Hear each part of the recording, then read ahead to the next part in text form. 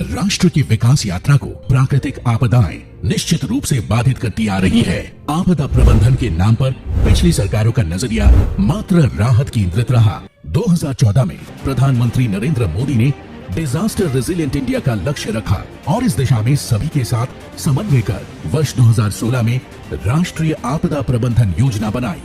Disaster की आशंका को कम करने का सबसे अच्छा तरीका यही है कि हम सिस्टम में सुधार करें।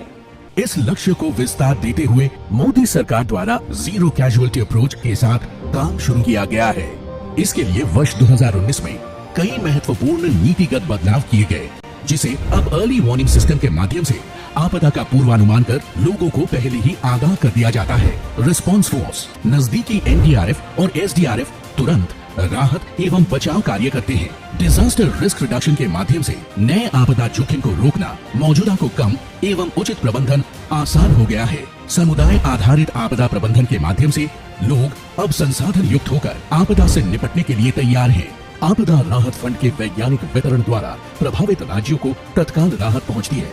कुछ साल पहले हमारा दृष्टिकोण आपदा को लेकर राहत केंद्र और रिएक्शनरी था।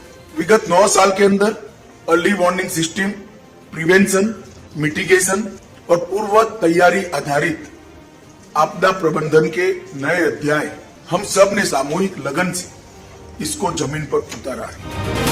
आपदा प्रबंधन के लिए एसडीआरएफ तथा एनडीआरएफ को 2005 से 2014 की तुलना में 2014 से 2023 में मिलने वाली धनराशि में लगभग तिगुनी बढ़ोतरी हुई है। अब राज्य सरकार की मांग से पहले ही केंद्रीय टीम यानी आईएमसीटी को आपदा के आकलन के लिए भेज दिया जाता है, जिसे तत्काल राहत मिल जाती है। इन बदलावों का ही सुखद परिणाम है कि भारत में चक्रवातों के कारण होने वाले जान माल के नुकसान में लगभग 98% की कमी आई है और लू से संबंधित मृत्यु में भी उल्लेखनीय कमी आई है।